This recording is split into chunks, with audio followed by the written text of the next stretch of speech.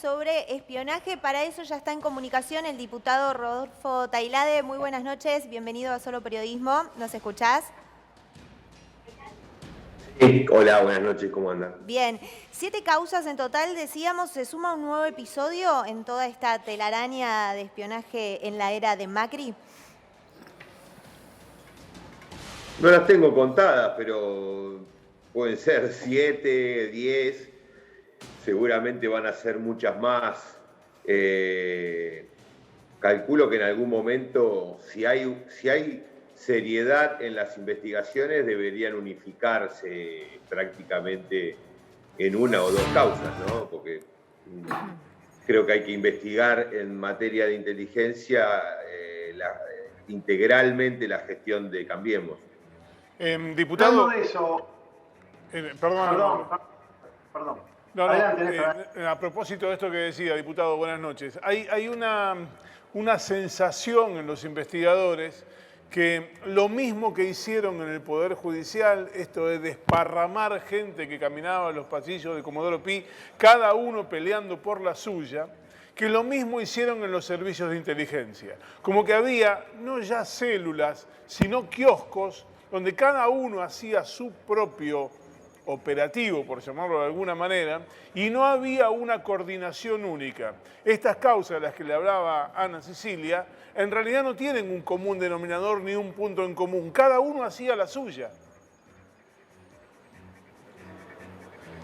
A ver, puede haber de todo en el mundo de la inteligencia y sobre todo de la inteligencia macrista. Pudo haber pasado de todo. A mí me gusta referirme a cuestiones que más o menos están comprobadas, que hay evidencias, tanto en sede judicial como en la arena política, en el Congreso, y habla de que la AFI estuvo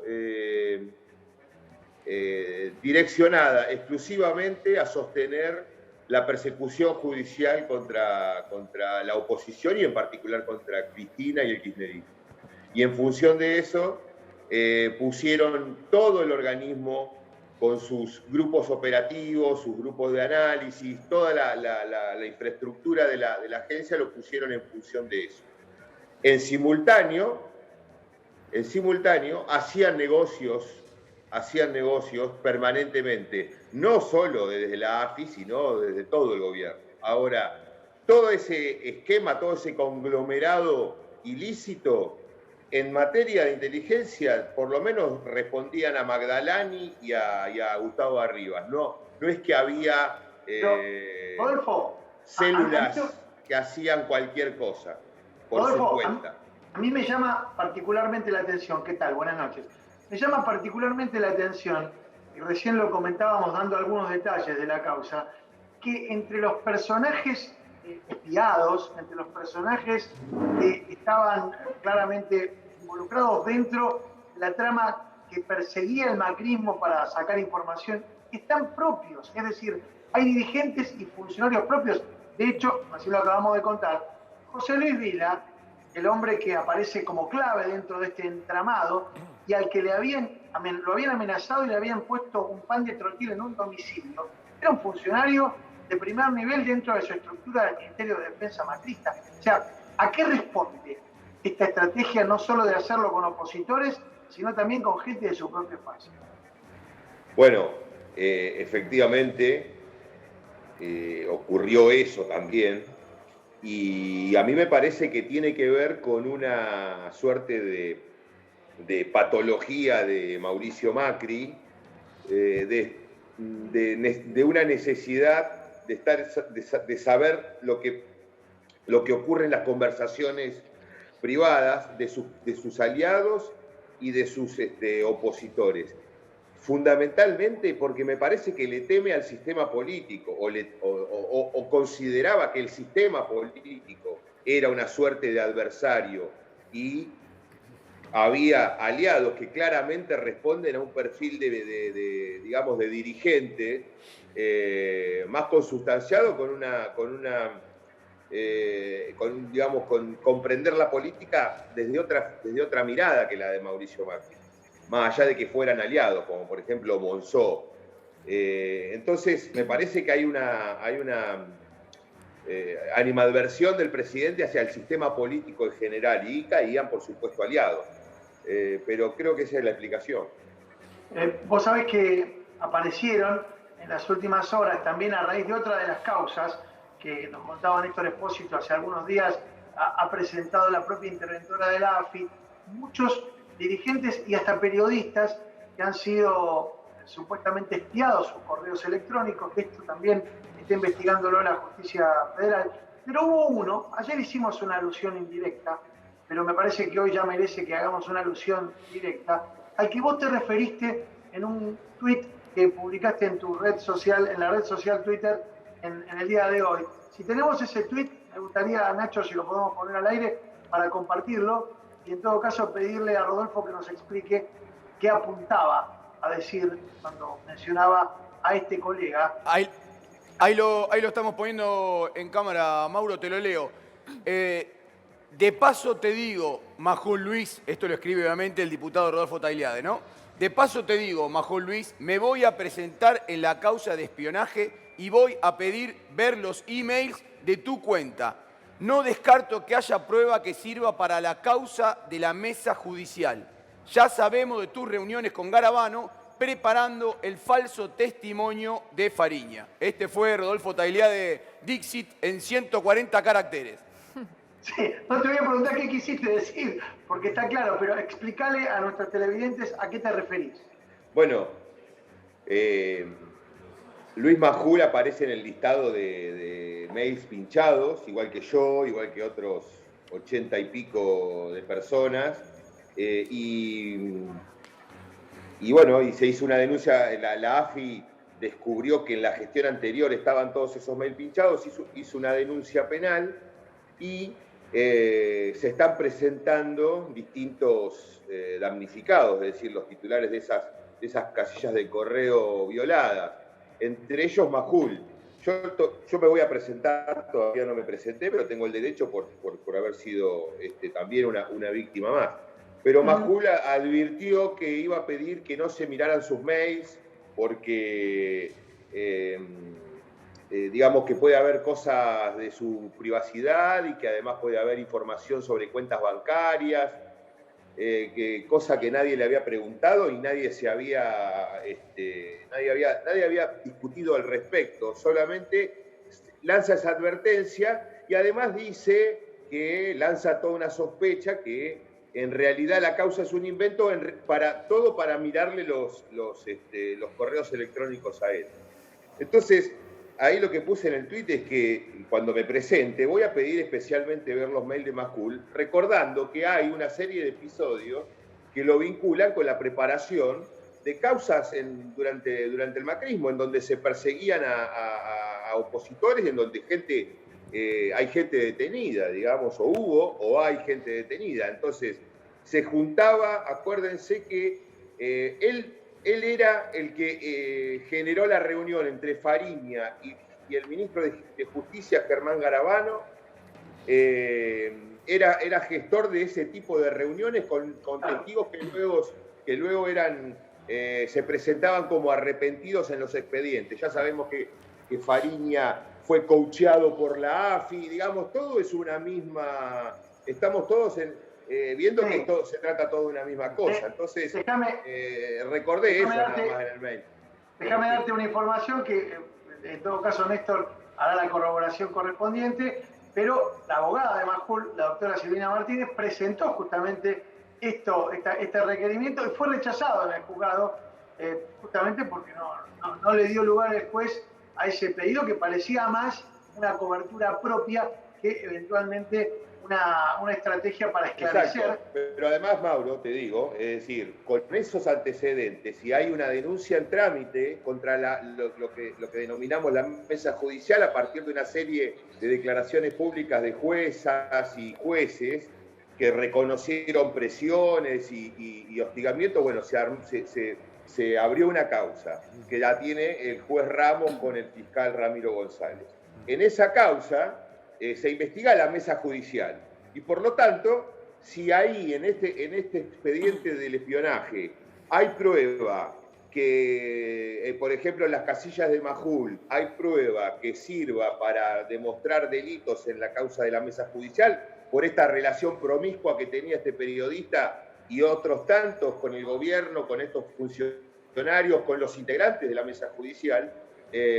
Bueno, no hay derecho a la privacidad que valga, que prevalezca, digamos, sobre la necesidad de investigar un delito de acción pública. Diputado Tailade, me concede una interrupción, Sí. como si estuviéramos en una banca. Soy Luis Autalán. Casi de espectador, no tengo la maestría de Néstor Espósito en estos temas. Lo que pregunto es muy concreto. El que nos está mirando tiene que pensar que toda esta supuesta trama se financia con fondos del Estado. Toda esta guerra de carpetas y demás, o sea, ¿sale de los fondos del Estado que tanto quieren proteger algunos sectores liberales? La red de espionaje ilegal que está investigando Villena, la que surgió, la que investigó o la que investiga también Ramos Padilla, la que se investiga por ahí en otros juzgados de Comodoro Pi, estas 7 causas y todas estas que básicamente tienen que ver con la gestión de punta a punta de la conducción de AFI Arribas Magdalani, se financiaba con los famosos fondos reservados, que Macri desde el minuto 0 de su gestión los convirtió así, derogando una disposición de Cristina que tenía casi un año de antigüedad, digamos, que era la publicidad de la mayoría de los fondos que iban a la Agencia Federal de Inteligencia. Ahora, el aspecto financiero, el manejo económico de la agencia va a ser otro escándalo, va a ser otro gran escándalo, porque es grosero el nivel, la diferencia de gastos que tiene esta administración con la anterior, en materia de gastos totales, gastos reservados, y además ni hablar de toda una nueva política en materia de transparencia, ¿no? que está llevando adelante la interventora. Pero Rodolfo, te voy a subir un poquito el escalón. A ver qué me decís de esto, que es un poco arriesgado, pero me parece que hay que decirlo. Esto que pasó en la Argentina, pasó en Brasil, la causa Moro, Lula, Odebrecht, pasó en Ecuador, pasó en alguna medida en Chile, Michelle Bachelet se vio afectado por esto, pasó en otros países de Latinoamérica, Centroamérica está lleno de estos casos. ¿No hay una trama, una punta y, si vos querés, una dirección internacional para esto? Porque es demasiada casualidad que todas las agencias de inteligencia de Latinoamérica estén teniendo este nivel de espionaje a los opositores cuando los gobiernos populares se van y llegan gobiernos que son antipopulares, por decirlo de una manera, ¿no? Por supuesto, Ernesto, por supuesto que hay... ya lo dijo Cristina todavía siendo presidenta. Acuérdense, si a mí creo que tenía que ver con un episodio de salud. Que miren para el norte, Miremos para el norte. Sí. Si me pasa algo, miren para el norte. Miren para el norte. No, me acuerdo, creo que fue a propósito de un presunto, un intento de atentado contra Chávez, ella se refirió, de acuerdo a eso, ¿no? Me parece que fue por ahí la cosa.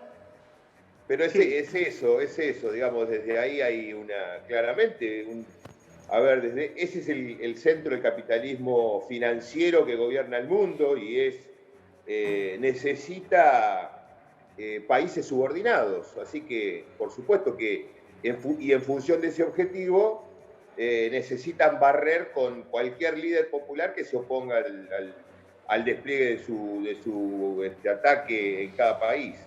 Ahora, sí. Sí, Mauro. Sí, ahí está, sí. Bueno, gracias. No, por favor.